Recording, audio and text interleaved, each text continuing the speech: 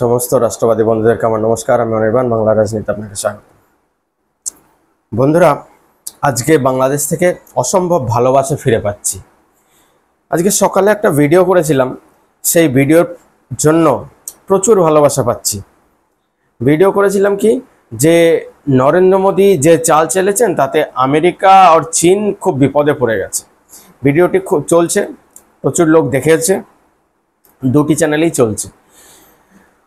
তো বাংলাদেশিরা এই ব্যাপারটা, বাংলাদেশকে যারা ভালোবাসে, এদের বলা ভালো, বাংলাদেশকে ভালোবাসার থেকে যারা ভারত বিরোধিতা করতে ভালোবাসে তারা ভিডিওতে প্রচুর রিয়াকশন দিয়েছেন, প্রচুর কমেন্ট করেছেন।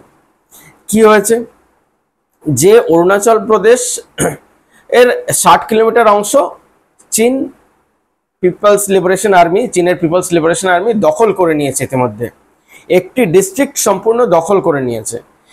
এই খবর কোথায় প্রকাশিত হয়েছে?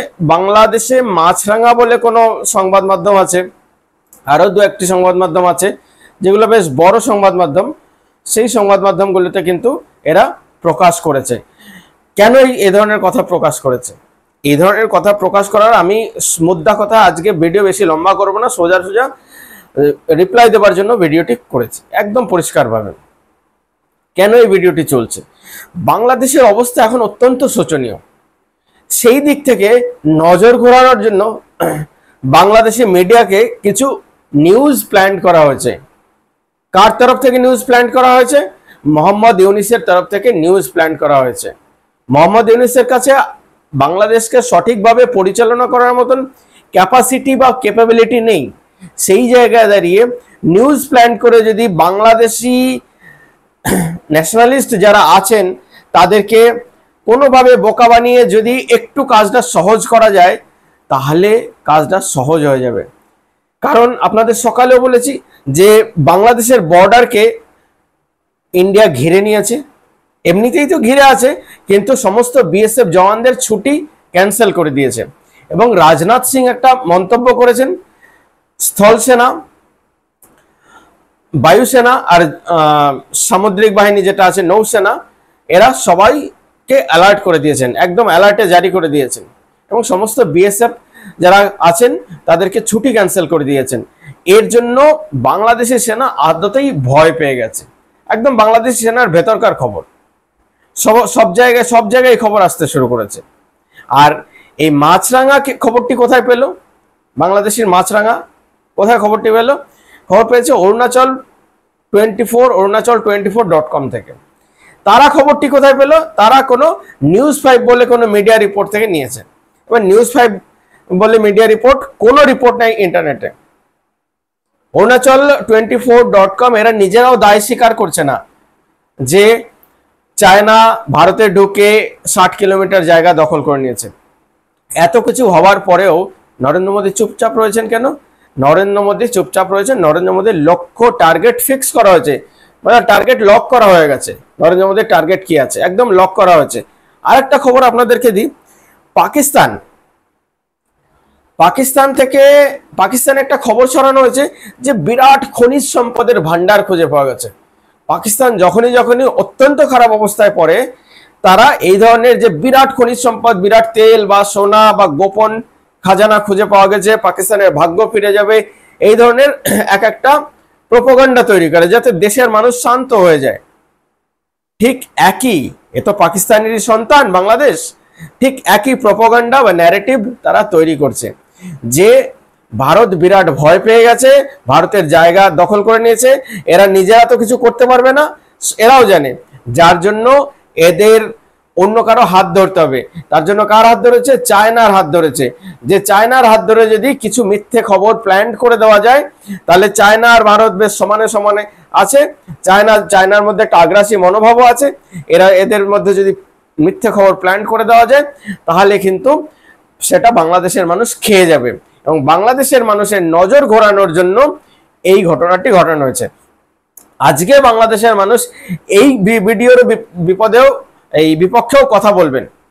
তার জন্য বলছি, আপনারা একটু অপেক্ষা করে যান ভাই বন্ধুরা, একটু অপেক্ষা করে গেলেই দেখতে পাবেন যে আসল ঘটনাটা কি। এবং আজকে আমি জানি আপনারা কোনো কিছুতেই বুঝবেন না, কিন্তু নিজের মনকে নিজে প্রশ্ন করবেন। তাহলেই প্রপাগান্ডা বুঝতে পেরে যাবেন। আর এর জন্য আপনাদের বেশি নয়, একটা সপ্তাহ অপেক্ষা করতে হবে। একটা সপ্তাহ অপেক্ষা করলেই বুঝতে পেরে যাবেন যে আসল ঘটনা কি। চায়না আদতেই ভারতের জমি দখল করেছে, না আপনাদের নজর ঘোরানোর জন্য এই ধরনের নিউজ প্ল্যান করা হয়েছে। আজকাল এই ধরনের নিউজ প্ল্যান করে সোশ্যাল মিডিয়া ছড়িয়ে ভারত বৈরিতার একটা বিরাট সন্দেশ দেওয়া হচ্ছে যে আমাদের ভারত বৈরিতা করতে পারলেই আমরা সেটা একটা নিউ ন্যাশনালিজমের নতুন জামানা চলছে, তাহলেই আমরা দেশপ্রেমী। এই পাকিস্তান বলুন, বাংলাদেশে বলুন, এদের নিজস্ব কোনো আইডেন্টিটি নেই, একদম নিজস্ব কোনো আইডেন্টিটি নেই। ভারত বৈরিতা করাটাই এদের আইডেন্টিটি। এদের নিজস্ব জাতীয় সঙ্গীত নেই, নিজস্ব ভাষা নেই, অন্য ভাষা, আরবি ভাষাটাকে এরা নিজস্ব ভাষা মনে করে।